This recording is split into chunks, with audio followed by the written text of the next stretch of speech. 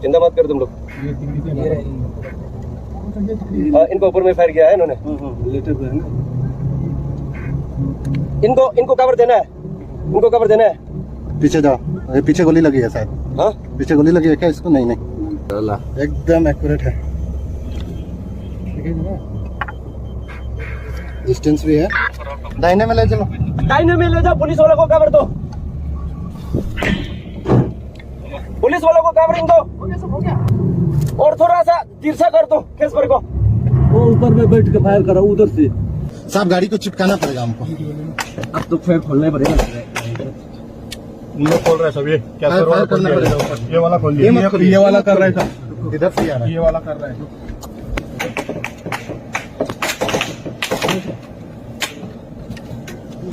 Cover देने के लिए राउंड है।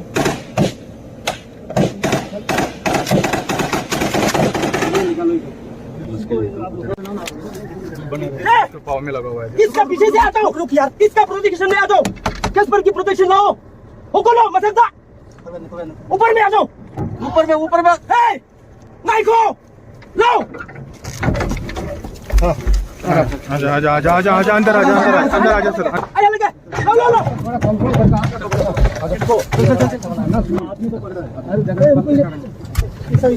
आजा सर, बैठो सर, बैठो इधर। देखो आया लगे, देखो बंदूक सेफ में रखना। सेफ में कर, बंदूक सेफ में कर।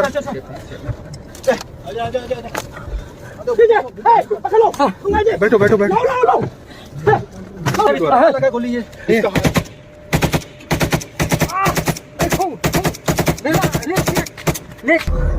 बहुत ब्लीडिंग हो रहा है। जरा मैं मिल फायर ब्रो कुछ नहीं होगा। बेहोश हो रहा है सर, गोली मारा उसका। कुछ नहीं होगा। हो जाएगा इधर में। और डॉक्टर है, कोई नहीं, डॉक्टर है हमारे पास, डॉक्टर है। हो जाएगा सर, हो जाएगा, चिंता मत करो।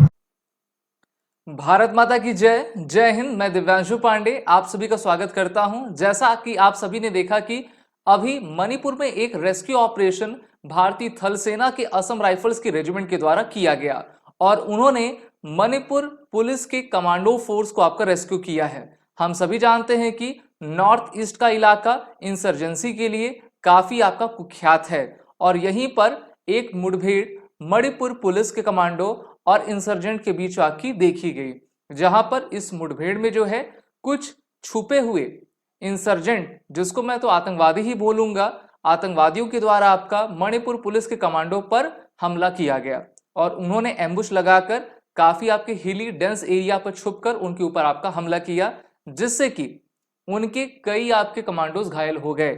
इसकी जैसे सूचना हमारे इंडियन आर्मी को प्राप्त होती है तो असम राइफल्स वहीं पर डिप्लॉयड है और वो अपने बख्तरबंद गाड़ी के साथ वहां पर आपकी जाती हैं उनको बचाने। ये जो आपका घटना हुई थी भारत और म्यांमार के बॉर्डर, जिसको हम मोरेह कहा करते हैं, वहां पर हुई थी।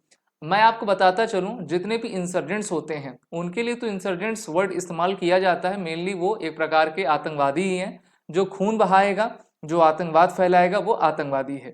तो इन आतंकवादियों ने जो है आपके मणिपुर पुलिस कमांडो के ऊपर फायरिंग की। मणिपुरी पुलिस कमांडो को पहले से इनकी सूचना प्राप्त थी, वो अपने लार्ज कॉन्वॉय में रवाना थे और वहां पर अपना सर्च रेस्क्यू ऑपरेशन कर रहे थे।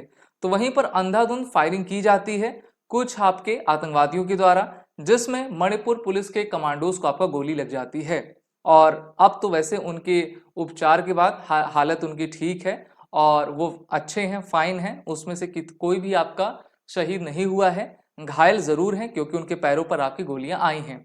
तो भारत और म्यांमार के बीच में आपका कुछ ऐसा क्यों है कि जितने भी इंसर्जेंट्स हैं वो सभी भागकर म्यांमार चले जाते हैं।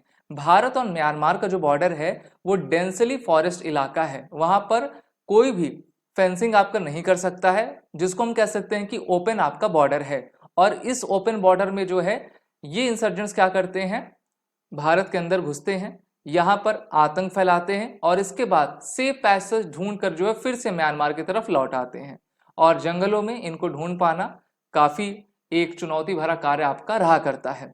तो सबसे पहले रणभूमि की तरफ से हमारे असम राइफल्स को, हमारे मणिपुर पुलिस के कमांडोज को शत शत नमन, धन्यवाद और उनको हमारी तरफ से भारत माता की जय कि ये हमारे वीर सपूत अपने सुरक्षा के कारण जो है हमको बचा रहे हैं और हमें 24/7 आवर जो है सुरक्षा प्रोवाइड कर रहे हैं। ये हैं तो हम हैं। अब देखो ये जो आपकी घटनाएं हैं अभी हम इस साल देख रहे हैं कि अप्रैल 2023 से ही काफी तेज पकड़ी हुई हैं, क्योंकि मैतीस वर्सेस कुकीज का मामला चल रहा है। और अभी हाल ही में एक इंसर्जेंट ने, एक आतंकवादी ने आपका मणिपुर के पुलिस इंस्पेक्टर को जो है मार दिया था। और उसके बाद मणिपुर पुलिस इन इंसर्जेंट्स की तलाश में आपकी मोरे बॉर्डर की तरफ इन्होंने अपना सर्च रेस्क्यू ऑपरेशन किया और उसी बीच छुपे हुए जो आतंकवादी थे उन्होंने इनके ऊपर आपका हमला कर दिया पुलिस पार्टी की तरफ। इसकी सूचना मिलिट्री को प्राप्त होती है तो वो भी अपना सर्च रेस्क्यू ऑपरेशन करते हैं और वहां से हमारे पुलिस के जवानों को आपका बचाते हैं। अगर हम देखें इंडियन आर्मी जो बख्तरबंद गाड़ियां इस्तेमाल करती हैं वो काफ़ी आपकी हाईली प्रोटेक्टिव रहती हैं। किसी भी प्रकार के लगभग 7.62 mm के बुलेट्स को भी रोकने में ये गाड़ियां आपकी सक्षम है। भारतीय कंपनियों के द्वारा इसको आपका बनाया जाता है, जिसमें हमारी महिंद्रा, टाटा, फोर्ज ये सभी आपकी शामिल हैं, जिससे कि हमारी सेना आसानी से अच्छे तरीके से एक छोर से दूसरे छोर आपका पेट्रोलिंग कर पाती है। और अभी तो मणिपुर में एफएसपीयू को आपका एक्सटेंड किया गया है। अगर हम इस आपके मैप को देखें तो यहाँ पर आप सबसे मणिपुर की जो राजधानी इम्फाल है वहां पर देखोगे कि मैती डोमिनेटेड इलाका वैली का है, यानी कि घाटी का, प्लेन का। वहीं पर कुकीज कहाँ पे रहते हैं? पहाड़ी इलाकों में रहते हैं। तो पिछले 70-80 सालों से मैती वर्सेस कुकी आपका चलता आया है। और अगर हम कुकी जोमी डोमिनेटेड इलाका देखें तो यहाँ पर उसकी कुछ डिस्ट्रिक्ट की लिस्ट दिख रही है। तो इस आपके मणिपुर में मेनली मैती, फिर आपका कुकी, नागा आपके रहते हैं और इन्हीं के बीच आपका संघर्ष हमेशा जारी रहा करता है। इम्फाल के ईस्ट और वेस्ट इलाके में इस बार हमने देखा था कि दंगे जैसी स्थिति हो गई थी, दंगा भी हो गया था। 60,000 से ज्यादा लोगों को विस्थापित करना पड़ा और अभी तक 60,000 लोग अपने घर वापस नहीं हो पाए हैं। तो ये दिखाता है कि काफी हालात आपके टेंस हैं और वहां के जो मुख्यमंत्री हैं और भारत सरकार में जो गृह मंत्रालय है वो असक्षम बना हुआ है इस टाइप के राइट्स को रोकने में और जो भी अभी घटनाएं आपकी हो रही हैं। अगर हम एथनिक फॉल्टेनेस को देखें तो वहां पर जो इनका पॉपुलेशन है तो देखिए ट्राइबल्स में कुकीज और नागा आपके 40%, 25% है, 15% आपके नागा हैं, ठीक है। और इसमें कहा गया है कि मैतीस comprises a little more than half of the population while the tribals, cookies and nagas are nearly 25% cookies and 15% Naga. तो मैतीस हैं जो हिंदू हैं, आपके नागा और कुकी क्या हैं, उनको कन्वर्ट करके आपका क्रिश्चियन बना दिया गया है। तो एक प्रकार से हम देख सकते हैं कि एथनिक लड़ाई भी है क्योंकि सब अपने कल्चर को प्रमोट करना चाहते हैं और उससे बढ़कर कहीं लड़ाई है तो लैंड की लड़ाई है, क्योंकि जो कुकीज हैं हिल एरिया पर किसी को आपका नहीं आने देते हैं। जैसे कि आर्टिकल 370 था कश्मीर में, उसी प्रकार से कुकीज के लिए कांग्रेस की सरकारों ने और जो वहां पर सरकारें पहले से रही हैं मेनली कांग्रेस समर्थित, उन्होंने क्या किया, इनको भी एक प्रकार का स्पेशल स्टेटस दिया जिससे कि ये मैती के इलाके में आके कुछ भी कंस्ट्रक्ट तो कर सकते हैं लेकिन मैती इनके इलाके में नहीं कर सकते हैं। और अभी अप्रैल 2023 में ये हुआ कि मणिपुर की जो हाई कोर्ट थी उन्होंने मैती समुदाय को शेड्यूल ट्राइब अर्थात एसटी में जगह दे दी। 90s के दशक में इनको ओबीसी का दर्जा दिया गया था। 1948 में देखो जब भारत आपका आज़ाद हो रहा था तो इनको एक प्रकार से ये कहा गया था कि आप चाहें तो आप एसटी में आ सकते हैं, उसके लिए आपको कन्वर्ट होना पड़ेगा।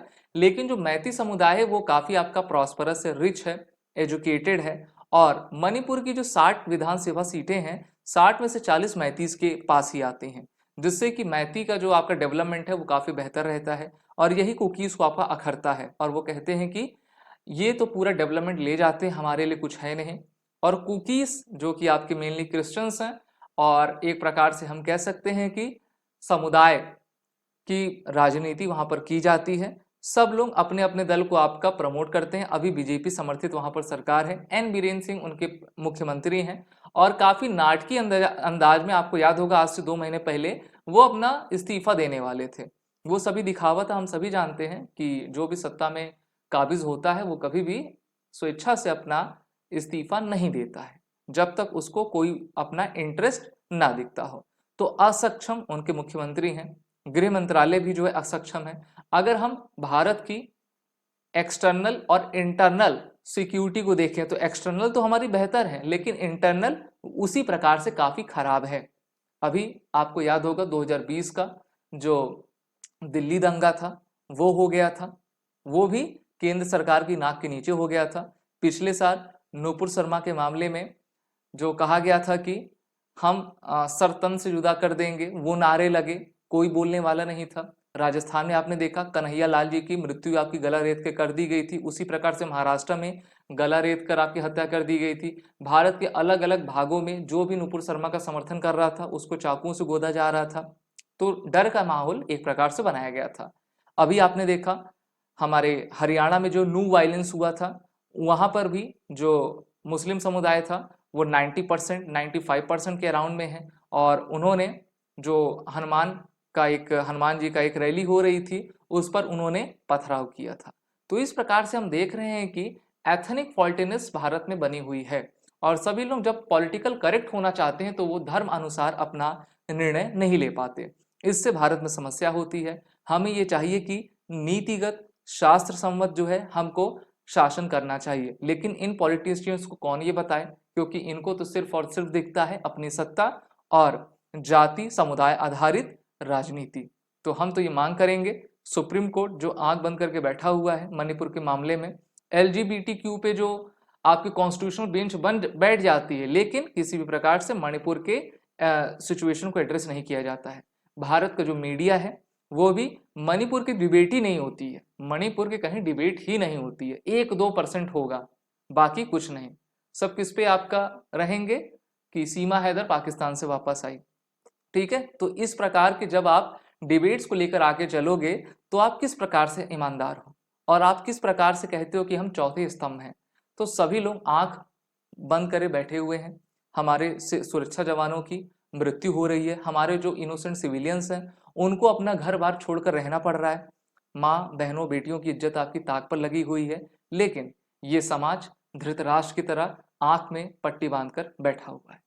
क्या कर सकते हैं हम सभी, लेकिन हमारा कर्तव्य है कि हम आवाज उठाएं और इस आवाज को उस ऊंचाई तक पहुंचाएं जहां से सभी लोग जाग सकें। आप सभी व्यूअर्स रणभूमि के इस सेशन को लाइक कर दें, सब्सक्राइब कर दें, और इस चैनल को ज्यादा से ज्यादा शेयर आप सभी करते जाएं। जय हिंद।